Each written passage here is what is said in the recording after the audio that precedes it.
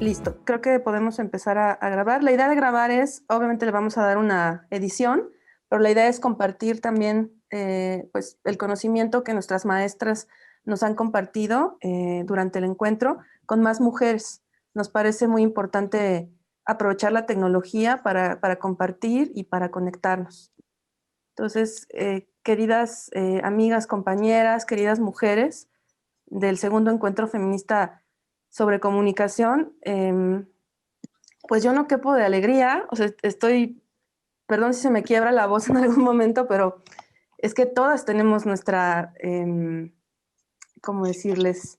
Pues nuestra maestra, nuestro referente, y justo el nombre del encuentro es recuperar genealogías, fortalecer nuestras voces, y bueno, pues la doctora Marcela Lagarde es el inicio de esta genealogía, porque sin ella yo no hubiera llegado a reflexionar todo lo que he reflexionado en casi 20 años de militancia feminista. Fue la primera feminista que yo leí, y bueno, pues todo lo que ha hecho por las mujeres, por las niñas, no solo de este país, sino de otros países. Y qué mejor cerrar el ciclo de conferencias de nuestro encuentro, pues con la maestra entre las maestras, ¿no? Es un honor que esté la doctora Lagarde hoy con nosotras, charlando. Creo que todas la hemos visto en muchos espacios, pero tenerla aquí, ¿no?, cerca para dialogar, para preguntarle, es un placer, es un lujo, es una joya, como dice la propia doctora Lagarde en sus conferencias, en sus charlas. Y bueno, aunque ya todas sabemos de la gran trayectoria de la doctora Marcela Lagarde, no está de más hacer un recorrido, porque también desde dónde nos nombramos es parte de la epistemología feminista, ¿no? Reconocer la sabiduría de las mujeres, todo el camino que hemos recorrido. Bueno, la doctora Marcela Lagarde nació en la Ciudad de México el 30 de diciembre de 1948, y estoy diciendo el año porque yo recuerdo que cuando era su alumna en el diplomado del CEICH de la UNAM, la doctora Marcela decía orgullosamente que había nacido en 1948, que fue el año en el que se publicó la Declaración Universal de los Derechos Humanos, y se me quedó muy grabado ese dato, entonces por eso menciono el año. Y que también, bueno, se reivindica orgullosamente como una mujer originaria de la Ciudad de México, y sé también que, bueno, su padre era de Pachuca, Hidalgo. También recuerdo muchos esos datos que nos compartía en distintos espacios. Ella es una política, académica, antropóloga e investigadora feminista, especializada en etnología. Es representante del feminismo no solo latinoamericano, sino del feminismo también en España y en otros lugares. Ha sido pues profesora de la UNAM, también de la Universidad, la Benemérita Universidad Autónoma de Puebla, donde inició una genealogía bien importante de feminismo dentro de la universidad, y que pues nada más y nada menos egresaron de ahí otras grandes feministas como la doctora Patricia Castañeda, que también ha sido maestra de muchas de nosotras y que forma parte de la genealogía lagardiana. Sabemos que su tesis doctoral, Los cautiverios de las mujeres, madresposas, monjas, putas, presas y locas, pues es un libro que nos cambió la vida a muchas mujeres, y estamos siempre cuestionándonos esos cautiverios, ¿no? Sabemos que es la creadora, orgullosamente, nuestra teórica feminista mexicana, creadora de la teoría del feminicidio, que puso en diálogo con otra querida maestra que tristemente falleció el año pasado, la gran Diana Russell, que también le debemos mucho y que la conocimos también gracias a toda la reflexión que ha hecho Marcela Lagarde. Sabemos también que fue durante su gestión como diputada federal la impulsora de la investigación diagnóstica sobre violencia feminicida en México, y además, gracias a ella y a las alianzas con con sus socias de la vida, es que se publicó la Ley General de Acceso de las Mujeres a una Vida Libre de Violencia en 2007. Los talleres Cassandra, las claves feministas, toda esta memoria de talleres de sabiduría que ha compartido nuestra maestra alrededor del mundo, no solo en América Latina, sino en España, y que bueno, pues cariñosamente la recibimos. Es un honor tenerla por acá y decirle que pues nosotros de cariño le decimos Marcela la Grande en lugar de Marcela Lagarde. Entonces, pues muchas gracias, doctora. Es todo suyo el espacio. Creo que nos ha cambiado la vida a todas y será un placer escucharla. Entonces, pues, es su espacio. Muchas gracias.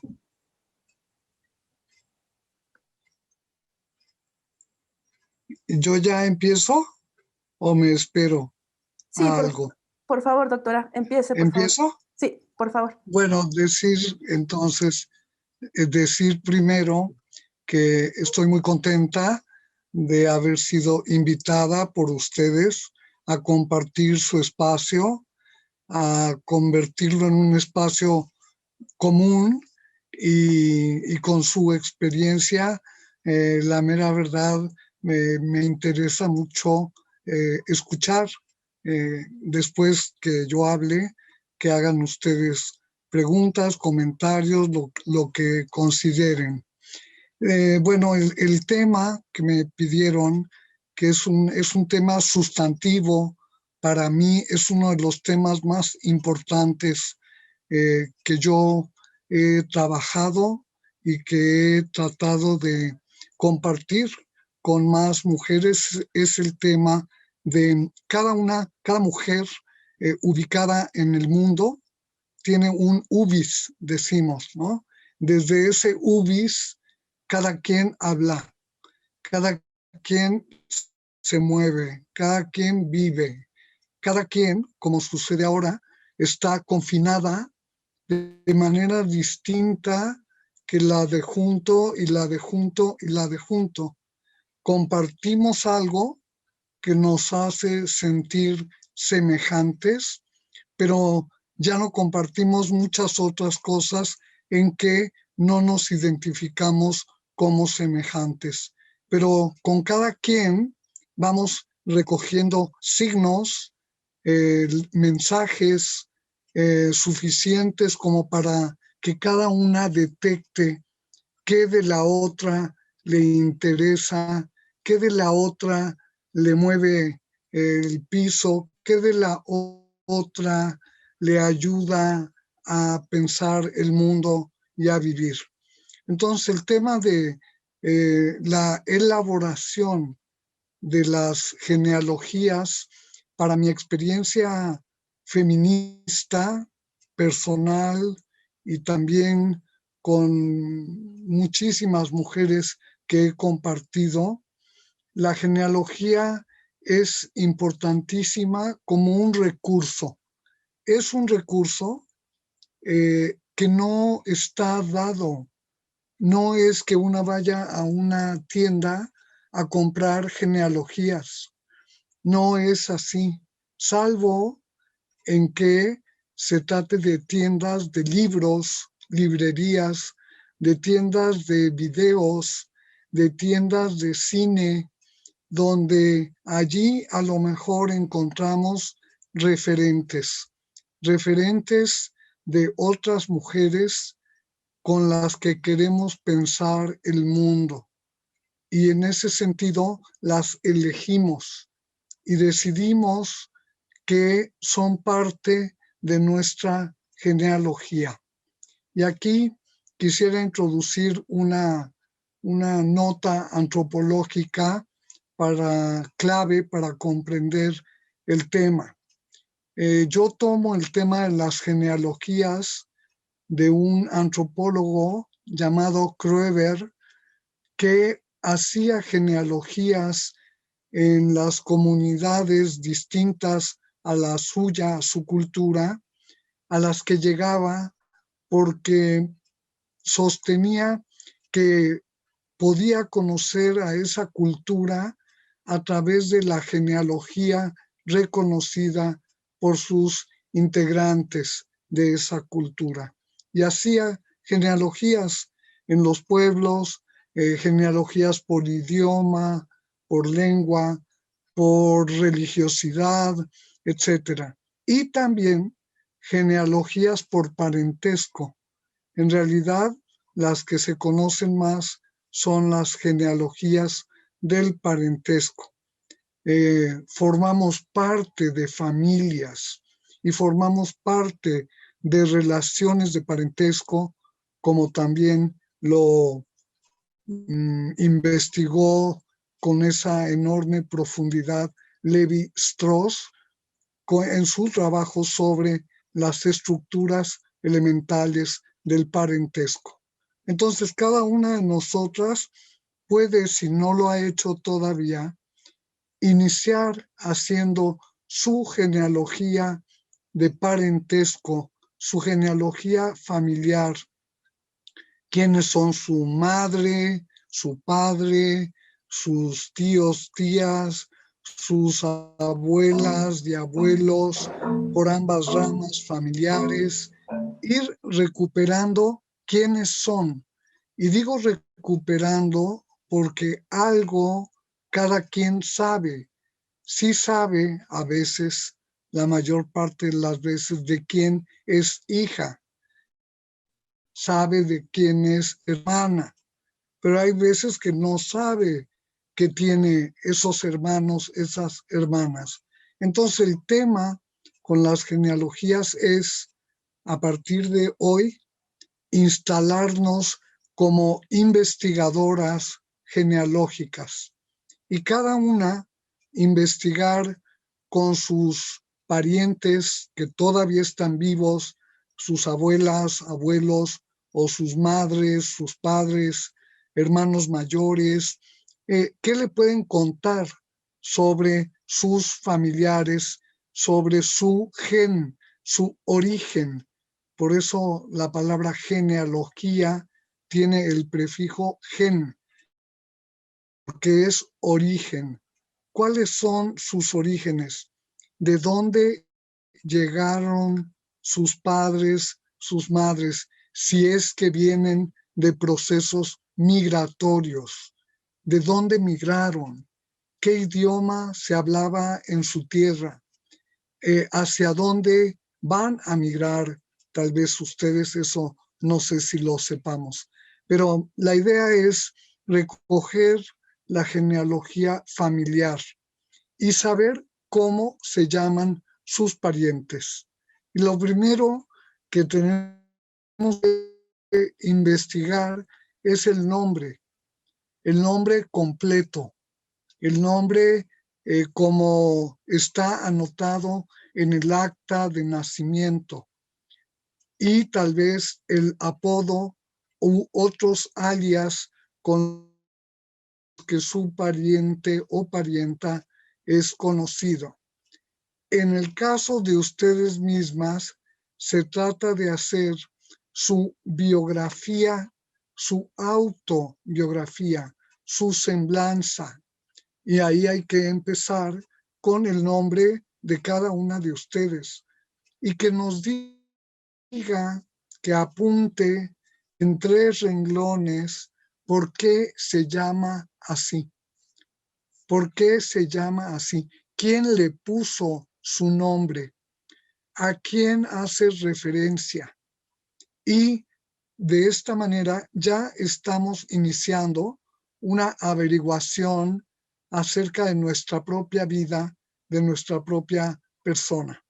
Entonces investigamos la genealogía de parentesco y al mismo tiempo nos vamos investigando a nosotras mismas con esta identificación del nombre, segundo del origen, dónde has nacido, de dónde nacieron los padres, la madre, el padre, los abuelos, cuál era el oficio, el trabajo del padre y el trabajo de la madre, a qué se han dedicado en sus vidas, son profesionistas, tienen un oficio, son campesinos, son urbanos, son pescadores, ¿qué son? ¿A qué se dedican? Y recoger cada uno de los parientes a qué se han dedicado. ¿Qué era el abuelo? ¿Qué era la abuela? hacía encajes, hacía tela con un telar de cintura, en el caso, por ejemplo, de abuelas indígenas en México.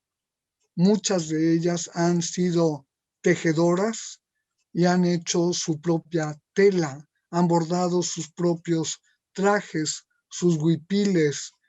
Habría que incorporar eso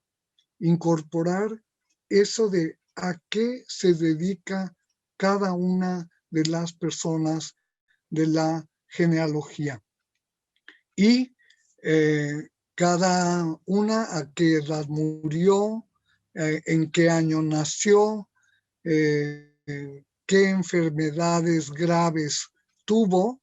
Nos está tocando ser parte de una generación de personas contemporáneas marcadas por la pandemia, y la historia nos va a reconocer quienes vivimos la pandemia. Es una marca. Bueno, yo reconocí hace poquito en un discurso que di que Sor Juana Inés de la Cruz murió de peste, murió en la última gran peste de la Ciudad de México en el siglo XVII, en la Nueva España, y murió cuando tenía 40 y tantos años. Eso es importante recogerlo para entender quién era Sor Juana, por qué murió, cómo fue, se dedicó, etcétera, etcétera, etcétera. Estoy poniendo ejemplos como para que vean cómo hacemos la indagación genealógica personal de parentesco. Y segundo, hacemos una genealogía adoptiva. Es una genealogía intelectual, es una genealogía del conocimiento, es una genealogía del campo profesional en el que nos movemos nosotras, y escogemos algunas antecesoras para poder decir, me relaciono con esta antropóloga, me relaciono con esta pedagoga. Aquellas que son seguidoras de María Montessori, por ejemplo, y la citan como parte de su genealogía, la adoptan, son personas en nuestra vida. Y bueno, pueden decir, soy parienta porque yo quiero serlo, de Madame Curie, porque valoro muchísimo su contribución a la ciencia, y desde luego a que muchas mujeres podamos sentirla como un referente femenino, una mujer científica en la que podemos ubicarnos e identificarnos con ella. Entonces, vamos a ver que las genealogías cumplen papeles muy importantes, y de eso es de lo que vamos a hablar esta tarde. Yo voy a hablar esta tarde. Voy a explicar primero un fenómeno que identifiqué cuando lo leí en textos muy importantes de mi maestra de la vida, Franca Basaglia, que en su texto La mujer, una voz, sostiene que las mujeres en el mundo patriarcal tenemos una carencia, sentimos una carencia de apoyo materno fuerte, sentimos una debilidad en nuestras madres, porque tal vez nos ha tocado compartir con ellas situaciones de debilidad, de fragilidad o incluso de formas de discriminación por el hecho de ser mujeres o por el hecho de ser quienes son. Hemos compartido tal vez con nuestras madres experiencias de violencia, violencia de todo tipo y modalidad. Pueden ser formas de violencia psicológica, tipos de violencia psicológica, pero también violencia física, violencia eh, en, digamos, violencia de tipo familiar, de violencias de modalidades varias, escolar, por ejemplo, escolar, laboral, y puede ser una violencia soterrada o expuesta con claridad. El tema es que cada una pueda reflexionar sobre si ha percibido en su propia madre o en sus abuelas o en sus parientas anteriores a que ustedes nacieran, si ellas han vivido algún tipo de discriminación o de violencia. Yo de antemano sé que sí. Ahora hay que identificar en la historia de cada una cuál violencia o cuál discriminación ha vivido esa madre, esa parienta. Y Franca Basaglia dice que las hijas en el mundo patriarcal sentimos esa falta de fortaleza de las madres o consideramos insuficiente su defensa o insuficiente su accionar frente a las fuentes de discriminación o de poder. En el mundo patriarcal, además, esas madres son culpabilizadas y son señaladas, aunque siendo víctimas, como quienes han ocasionado la violencia que les ha tocado vivir. Entonces, tenemos que averiguar todo eso para saber de ese abanico de tipos y modalidades de violencia, cuáles se han presentado, por ejemplo, en nuestras abuelas, en nuestras madres, en nosotras mismas y luego también en nuestras hijas y nuestras sobrinas, primas, tías.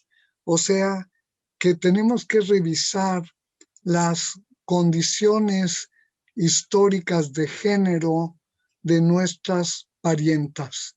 Y este es un esfuerzo, se requiere un esfuerzo grande, un esfuerzo intelectual para pensar todo eso, un esfuerzo psicológico para recordar, evocar y revivir ese tipo de experiencias. Pero lo que sí sabemos es que es la única manera de que podamos nosotras comprender qué es lo que ha pasado, qué es lo que ha pasado y explicarlo. Desde luego, nosotras tenemos la perspectiva feminista que nos permite saber causas de la discriminación, entender, porque lo sabemos ya con investigación científica, cuáles han sido estas determinaciones que generaron esos fenómenos. Entonces tenemos una mirada que nos permite explicarnos los fenómenos, nos permite interpretarlos y nos permite finalmente comprender. Comprender y en el caso de que hubiéramos sido culpabilizadoras, dejar de culpabilizar y pasar a entender que nuestras abuelas, nuestras madres, nuestras hijas son mujeres como yo soy mujer, como cada una de nosotras es mujer y puede entonces comprender a sus antecesoras, comprender a sus madres y desde luego dejar de sentir enojo, frustración, porque no hicieron lo que muchas pensaron que era posible haber hecho. El tema de la autobiografía es clave para hacer la genealogía. Y una tiene que, ubicada en quién es, cuándo nació, cómo ha vivido, qué ha estudiado, cómo ha sido su sexualidad, cómo ha sido su vida laboral, su vida educativa, su vida de participación civil o religiosa o espiritual de cualquier tipo o política, eh, para saber quién soy yo, cómo soy yo, con conocimiento autobiográfico. Entonces, para poder hacer genealogías, tenemos que aprender a hacer nuestra autobiografía e ir explicándonos en textos o con grabación verbal o con imágenes, ir explicando quiénes somos, quién soy yo en un proceso de vida, o sea, con una cronología y con nosotras caminando en el tiempo y en el espacio conforme fue progresando nuestra edad. Y bueno, ese ejercicio autobiográfico ayuda también en la comprensión propia y en la comprensión de las demás. Y también para referirme ya no solo a las parientas, sino en el campo teórico y en el campo político del feminismo, la genealogía que una va construyendo sobre sus referentes. ¿Quiénes son mis referentes? En el campo yo soy, por ejemplo, antropóloga, soy etnóloga, y en el campo de la antropología tengo varios referentes muy importantes y desde luego en la etnología también mi maestra Barbro Dahlgren, quien me enseñó a hacer etnografía, trabajo de campo, genealogías también, y que yo aprendí muchísimo de ella.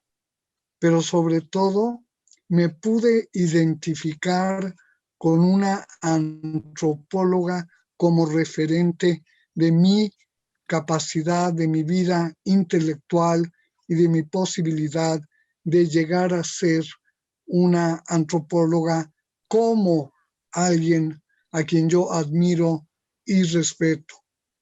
Como antropóloga feminista, admiro y respeto, integro en mi genealogía a Rosario Castellanos, que además trabajó y estudió en la Facultad de Filosofía y Letras de mi propia Universidad Nacional Autónoma de México. Estudiamos y trabajamos en la misma facultad en tiempos distintos. Rosario Castellanos era mayor que yo y era una persona reconocida justamente cuando yo estaba en la universidad. Pero yo la adopté, nunca tomé clase con ella, no se me dio la oportunidad, no estuvo la ocasión, pero de todas maneras la he leído y la enseño y la disfruto y doy clase con sus textos y averiguo y pienso con ella. Ese es un referente y es un referente de la que yo me siento muy cercana, enormemente más cercana, con todo y que no entramos en conocimiento personal, pero yo la siento más cercana que a muchas personas que están cerca, pero no tengo esa conexión como la tuve con Rosario Castellanos. Pero si pienso en mis esfuerzos intelectuales feministas, pienso desde luego en mi maestra de la vida, Franca Basaglia, a la que yo adopté como tutora, como asesora de mi tesis doctoral de los cautiverios de las mujeres, cuya estructura de esa obra, de esa investigación, está basada primero en Foucault, que fue el primero que leí, y luego en Franca Basaglia, a la que ya conocía a profundidad, en persona, hablé con ella muchas veces, todo el tiempo que pude, e incluso la fui a ver a su casa, a su tierra, Venecia, y ella vivía en un precioso palacio renacentista donde estuvo Giordano Bruno, ahí vivió, ahí me recibió y me hizo una cena de alcachofas a la romana, deliciosa, inolvidable, y me dio un abrazo para decirme que siguiera como iba en la tesis. Yo iba a decirle a Franca, ya no voy a hacer el capítulo 5, ya me cansé, ya estoy harta de tanta opresión de género, tantos cautiverios. Y entonces me dijo Franca, yo te comprendo, pero no lo dejes, porque tú incluía a las mujeres presas, porque tú querías hablar del confinamiento. Y fíjense cómo la palabra confinamiento me sigue desde entonces, ¿no? Haber estado estudiando el confinamiento en los cautiverios me hizo muy sensible a los confinamientos. Y bueno, le hice caso a Franca y cuando regresé de Venecia terminé mi capítulo 5 de las presas cautiverios de las mujeres. Les estoy haciendo parte de mi genealogía. Estoy evocando la manera desplegada de ir integrando quienes están en mi genealogía. Desde luego, Franca Basaglia, de la mujer que aprendí el tema de la orfandad de las mujeres, pero también el tema de esa construcción de las mujeres como seres libres, como seres autoafirmadas y como mujeres, como seres humanas diferentes pero humanas. Y eso lo aprendí de Franca Basaglia. Pero si sigo rascando mi genealogía, llego a Simone de Beauvoir, a la que no conocí, pero a la que he leído y releído en este confinamiento. He vuelto a leer muchas obras de Simone de Beauvoir, como lo hice hace 10 años, hace 20, hace 30, a la que vuelvo cada vez con renovados aires para aprender de ella, para captar cada vez con mayor lucidez su capacidad analítica, su mirada, su inteligencia y desde luego su enorme y vasta cultura casi renacentista en el sentido de la modernidad. Y bueno, Simone de Beauvoir, aspiro a que sea referente de todas las feministas que estamos conectadas esta tarde, que todas reconozcamos a Simone de Beauvoir, que todas leamos a Simone de Beauvoir. Tenemos el derecho de hacerlo y tenemos también que no perder la oportunidad de leerlas ahora en el confinamiento, porque estamos en un tiempo especial. El tiempo del confinamiento es distinto que el tiempo de la vida sin pandemia. Entonces, démosle un sentido formativo, crítico, de aprendizaje emocionado de estas maravillosas mujeres feministas que tanto han hecho por todas las mujeres, por ellas mismas en primerísimo lugar. Entonces, y si sigo rascando quiénes más, con quiénes me identifico, puedo irme al siglo de las luces y de la Revolución Francesa y traer a colación a Olimpia de Gouges y decir, yo soy parte del linaje de Olimpia de Gouges, la mujer que fue capaz de definir los derechos de las mujeres y que eso le costó no solo la cabeza, sino la vida. Fue guillotinada por sus compañeros revolucionarios en ese proceso de la Revolución Francesa que se conoce como el terror, y Olimpia de Gouges fue decapitada en la guillotina después de haber escrito su texto extraordinario que todas aspiro a que conozcan y que es los derechos de las mujeres y la ciudadana. Hay que leerlo.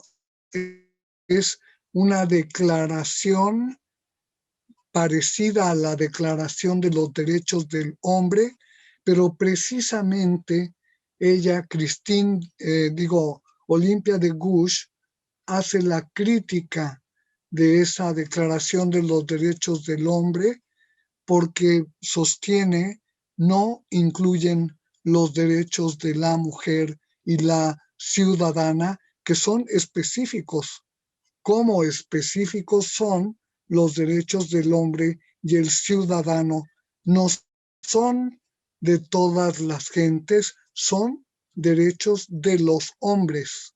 Y bueno, ellas están haciendo uso del pensamiento crítico feminista que fue planteando un análisis para mostrar el androcentrismo de las filosofías de la modernidad que no incluyeron a las mujeres en su reflexión. Pero para eso estaban intelectuales feministas que sí lo hicieron, como Olimpia de Gouges.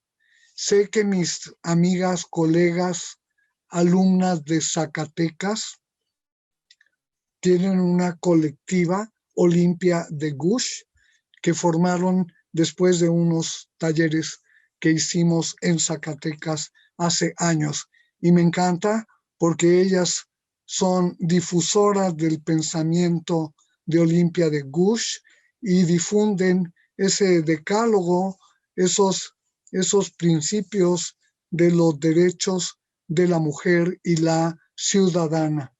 Allí, Olimpia de Gouges sostuvo: si la mujer puede subir al cadalso, también puede participar en política. Y hizo con esa rotunda demostración la exigencia de los derechos políticos para las ciudadanas, no solo para votar, sino también para representar y además ser votadas. Y así podemos ir analizando quiénes son parte de nuestra genealogía adoptada. Desde luego, puede haber también 2 de 3 hombres.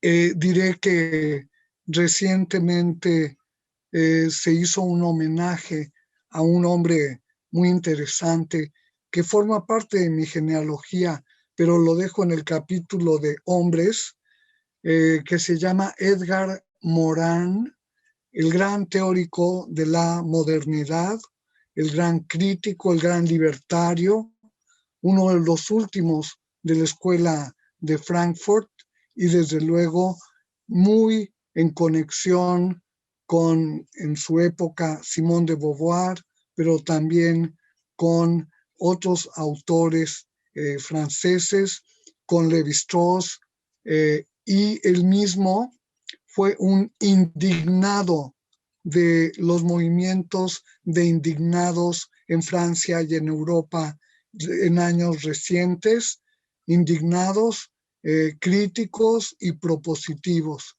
Y él es un hombre feminista que promueve el feminismo y que plantea además que hoy como nunca el feminismo es una urgencia universal, no solo para las mujeres, sino también para hombres que son feministas, activos, teóricos, activistas, convencidos también del feminismo.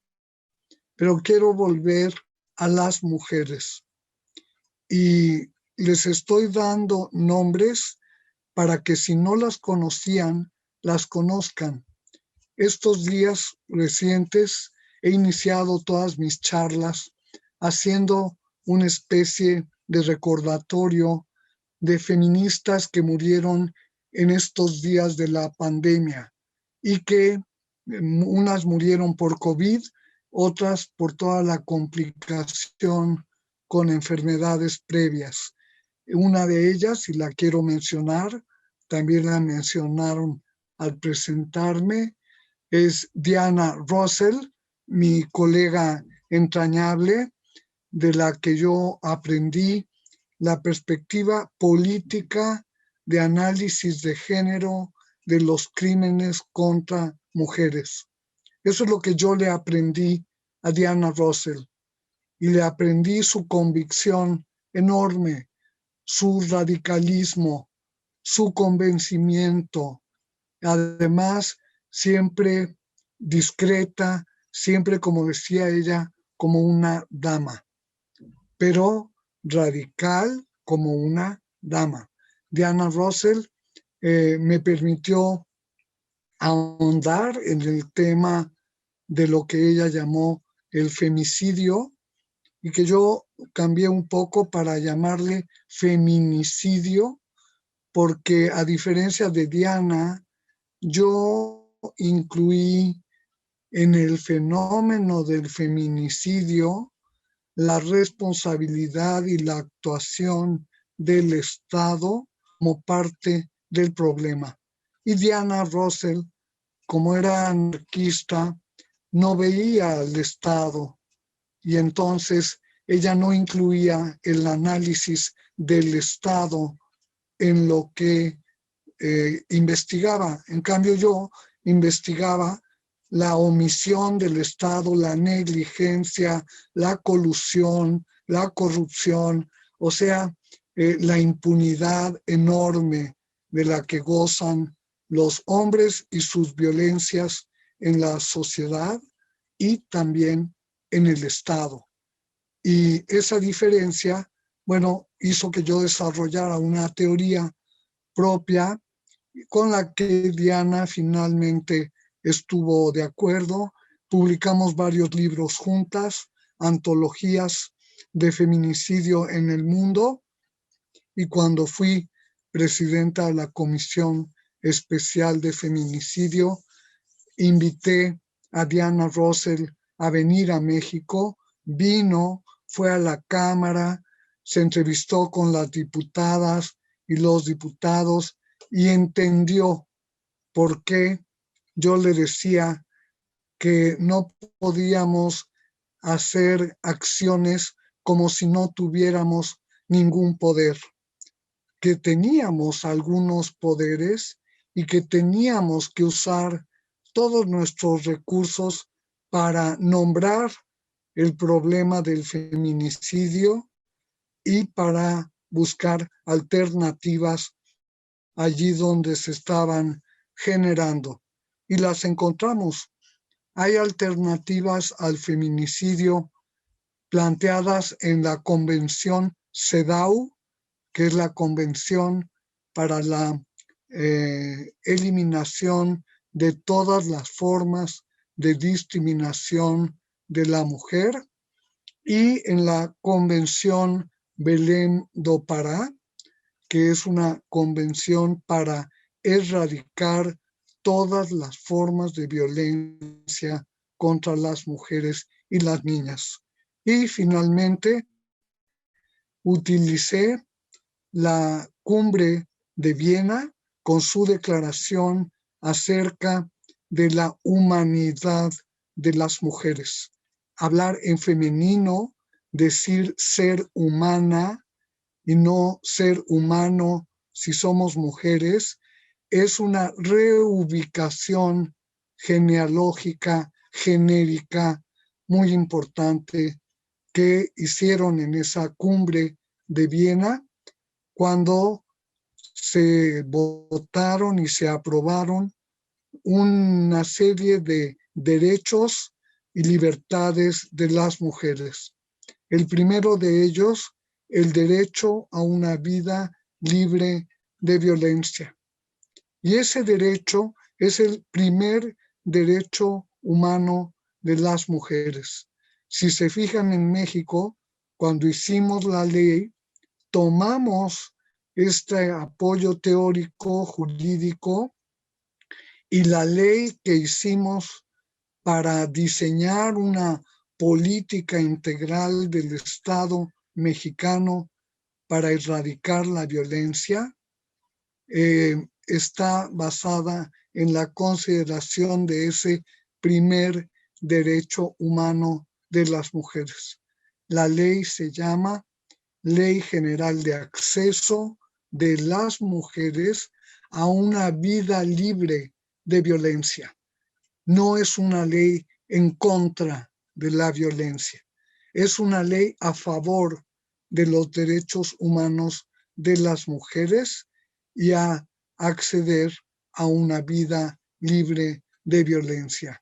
Bueno, eso forma parte de esa construcción teórica, de esa genealogía que voy haciendo como parte de la historia de mi pensamiento como teórica feminista y como activista del movimiento feminista.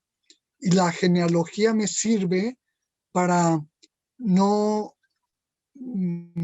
mal usar o para no ignorar lo que han propuesto otras generaciones de mujeres o mujeres en otros países o movimientos distintos, e ir haciendo siempre una síntesis cuidadosa del conocimiento que ha prodigado el feminismo sobre el mundo.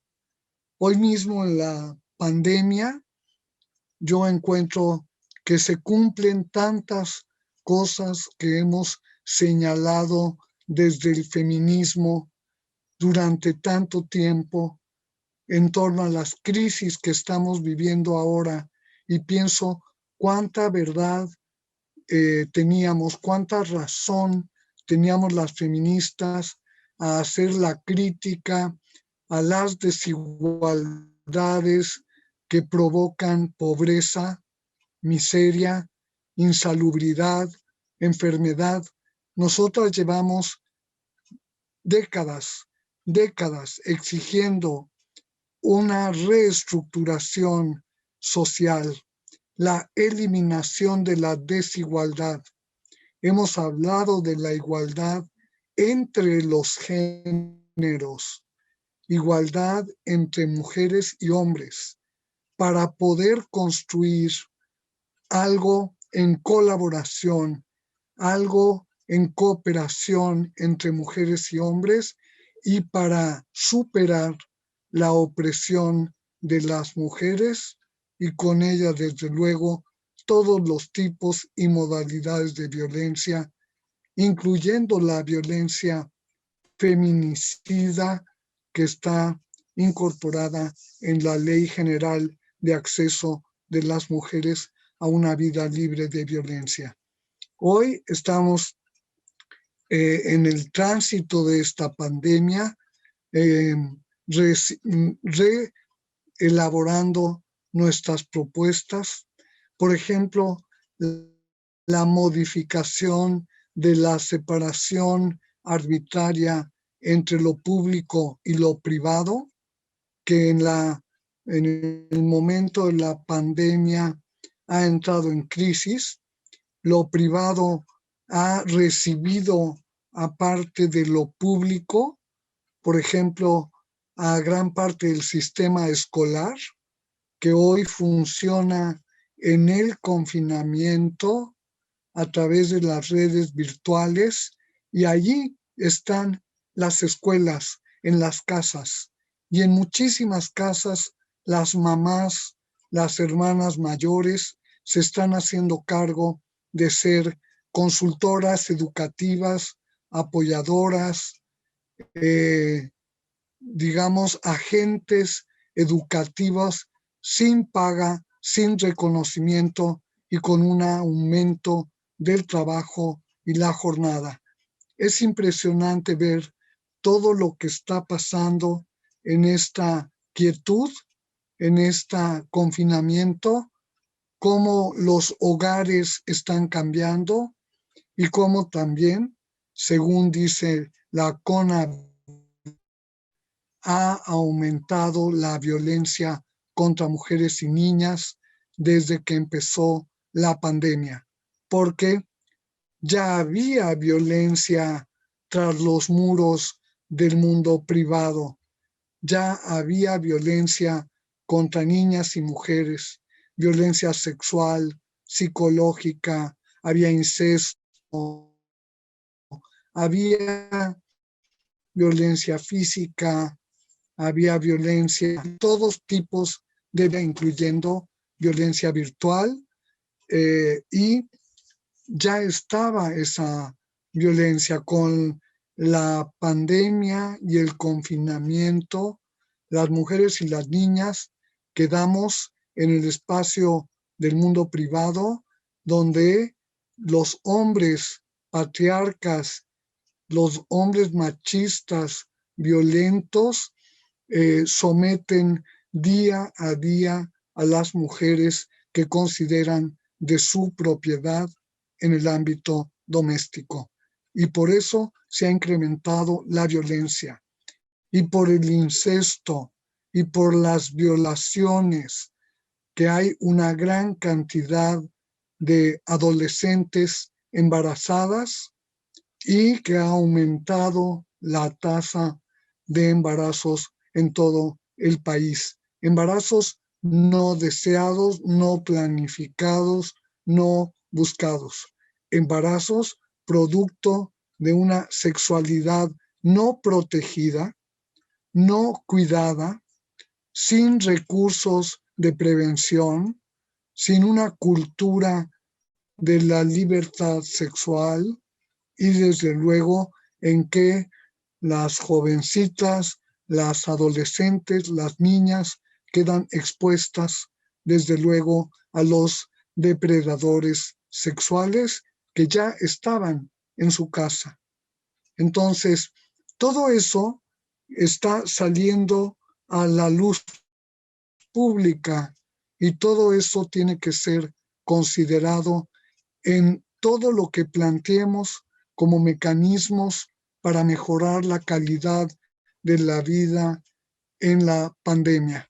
Tenemos que garantizar que haya un sistema nacional de cuidados. Esta ha sido una reivindicación feminista de varias décadas atrás, y hoy la retomamos e insistimos que una sociedad moderna, y además que pretende y busca la igualdad, requiere un sistema nacional de cuidados en que lo público y lo privado articulen, en que el Estado y la sociedad civil se apoyen y se repartan las acciones y las políticas que deben impulsar cada dimensión.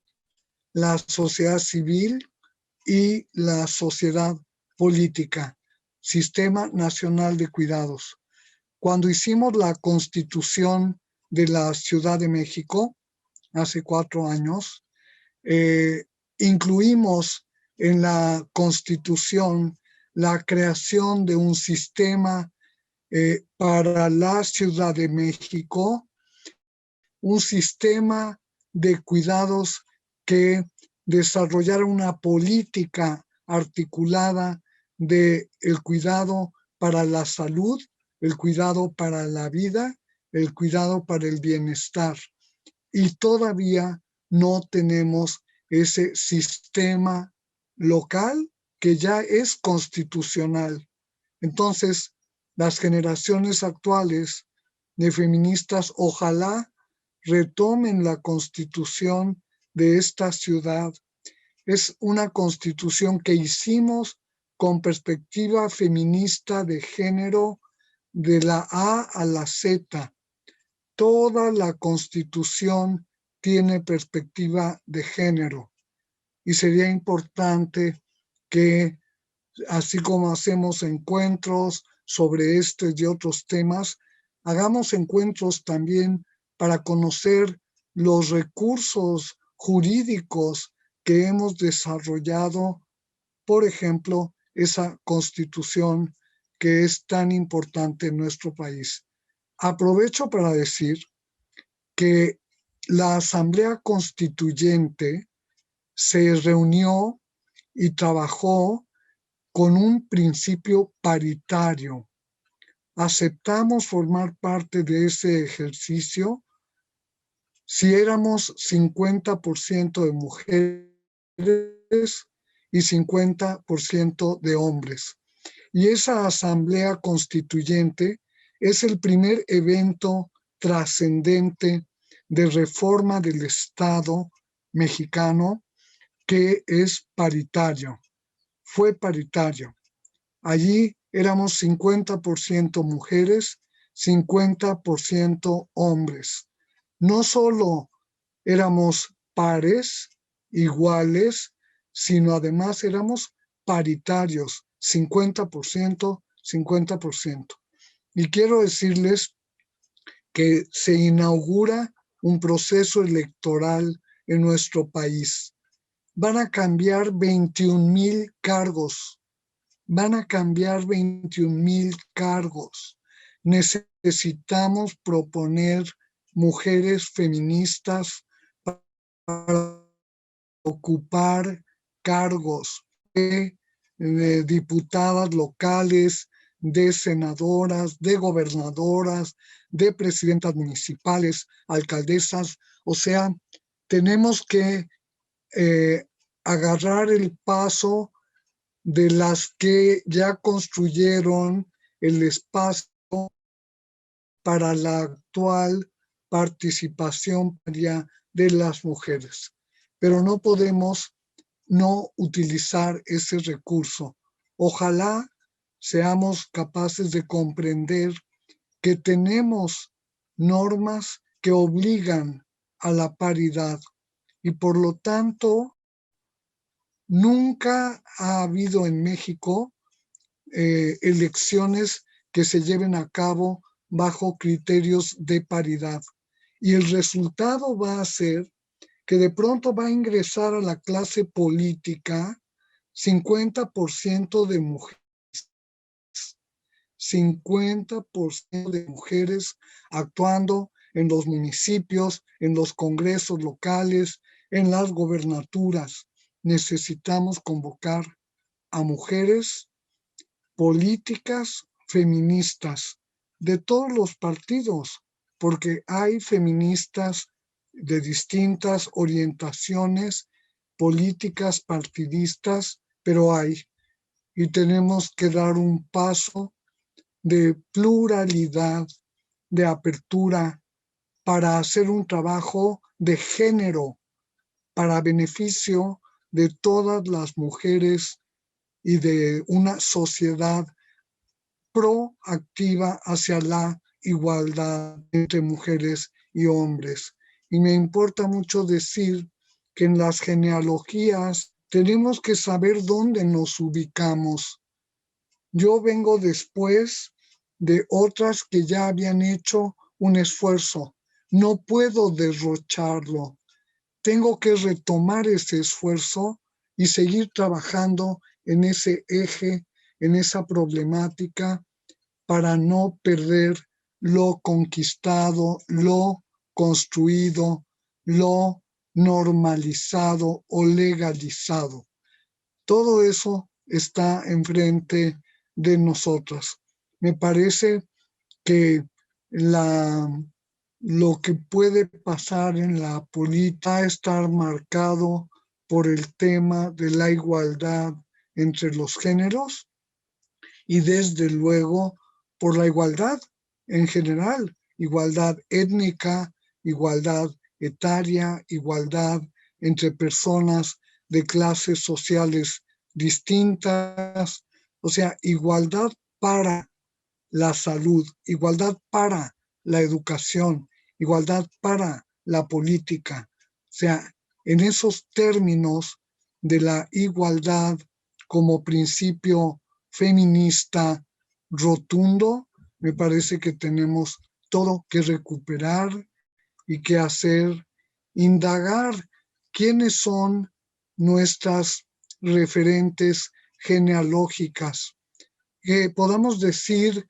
10 nombres de mujeres políticas importantes para la causa del feminismo en México. 5 o 10 también de mujeres feministas de otros países, otras culturas, otras lenguas. Les voy a regalar una que murió también hace unos días. Era mi queridísima compañera Nawal al-Saadawi, la egipcia a la que le debemos toda la argumentación de que la mutilación genital de las niñas era una aberración y que había que impedirla. Y 2, le debemos también, ella fue médica experta en sexualidad femenina, que en África se hayan creado comités en la mayor parte de los países para erradicar la mutilación genital, la ablación, la clitoridectomía, la reconstrucción del himen y todo ese tipo de prácticas destructivas sexuales contra las mujeres y las niñas. Nadal al-Saadawi. Les estoy comentando una mujer egipcia, árabe, africana, moderna como ella sola, estuvo exiliada en Estados Unidos, perseguida en su país, detenida algunas veces, pero logró con su capacidad enorme de convocatoria y de investigación el problema de la mutilación genital como un problema de salud. De ella aprendimos eso. Y cuando se hizo la conferencia del Cairo, allí, para evitar que el tema del aborto fuera bloqueado por la derecha reaccionaria que fue a la conferencia del Cairo, Nawal al-Saadawi propuso que integráramos el tema del aborto en el tema de la salud sexual, de la salud reproductiva de las mujeres.